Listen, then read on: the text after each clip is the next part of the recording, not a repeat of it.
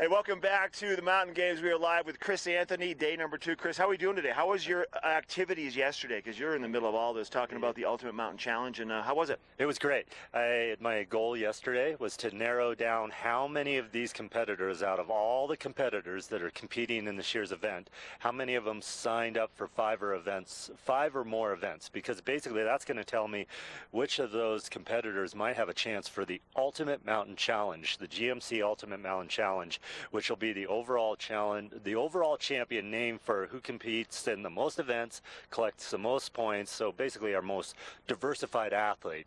So it's kind of a math game that's taking place, and for me, I need to find, so there's 12 people that have signed up for 5 or more events, and then trying to get to know them and seeing which events they're competing in, and kind of already thinking who's going to be that player. How is it shifting, right? Because you were talking off camera, like, you got the kayak guys and the ladies, and it's got to be tougher for them because they're on the water, and things on the water don't always start on time, but then they have to get from the water to like the start of a running race. So you said it was a race within a race. Yes. So a lot of the kayakers, they have a lot of events, you know, a lot of the boaters, so they're naturally signed up for, so like Dane Jackson, he's signed up for I think 6 events already. And I did go and talk to him. I go, "Are you going for the UMC?" He goes, "I don't know if I can really focus on it because I got to focus on the boating, but if I'm in contention and I can sign up for something, I can get over to it, I'm going to go for it." But then you have like Nick Troutman, who's also one of the most amazing boaters out there. He signed up for 15 events or whatever. He signed up for all of them. And last night, in the middle of the night, he's telling me,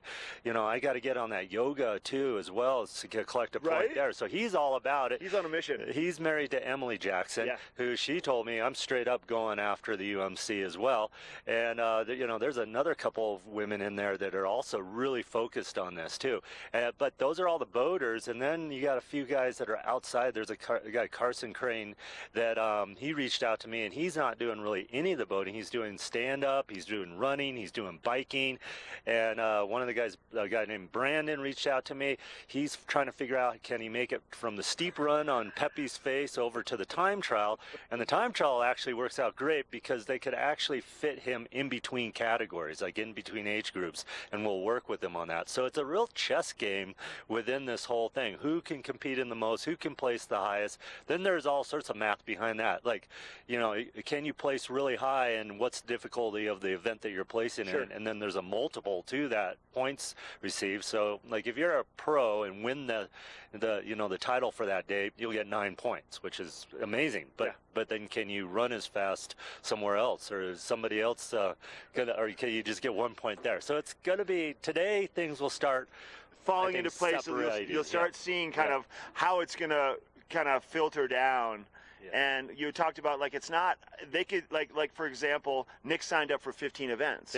Now, is it possible? Is it possible? I mean, he could, if he could do all 15, then there's a good chance that he could win this thing. But can he do all 15 timing wise? I mean, that's, like you said, the juggle. The juggle, because he straight up said, we're kayakers, none of our events are going to run on time at all. I mean, yesterday, right off the bat, you know, the steep challenge was a long day for those guys out there, and then they had the freestyle in town here, and so also the endurance of it, just to stay, you know, can they stay awake? It's amazing that they were actually sending me emails in the middle of the night last night. Right. They're on this this Mountain Games high right now. Yes, absolutely. There's a good buzz around town, good electricity in the village yesterday, and we're going to see more people for the weekend. So, you know, around town there's supposed to be some scoreboards that'll be up, and every 3 times a day they'll update the GMC, UMC standings, and that's for the competitors alone too, you know, to know where you're standing. So, you know, if you're 1 point behind, look at that scoreboard. Maybe you should run over and do a yoga class or something like that. So it's going to be neat, and this is something for the general public to definitely watch. It's neat. It's the race. It makes this whole thing. It encompasses everything that's happening in this entire village into one event. The Ultimate Mountain Challenge, sponsored by GMC. It adds just another layer to everything. Chris, thanks again. We'll check in with you again tomorrow. Absolutely. All right, we're going to take it to Eric next. He has a look at your weather forecast for the weekend.